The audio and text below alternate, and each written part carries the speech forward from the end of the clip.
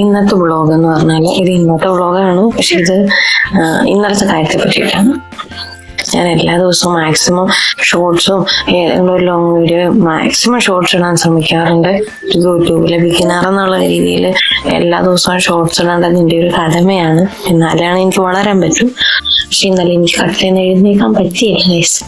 ഞാൻ ഇന്നലെ ഫുൾ മൂടി പൊതിച്ച് കിടക്കുകയായിരുന്നു. എൻ്റെ ലൈഫിൽ കൊറോണ വന്നപ്പോഴാണ് എനിക്ക് ഇത്രയും നന്നായിട്ട് പനിച്ചത്. അതിനുശേഷം എനിക്കിങ്ങനെ പനിച്ചിട്ടില്ല.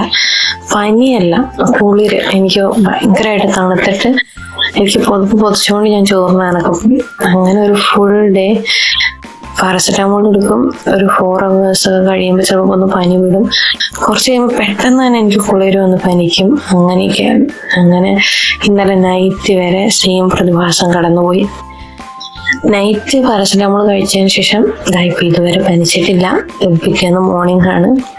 തൊണ്ടവേദനയാണ്. ഇന്നലെ ഡോക്ടറെ കാണാൻ പോയി. ഡോക്ടർ ആൻറ്റിബയോട്ടിക് തന്നു.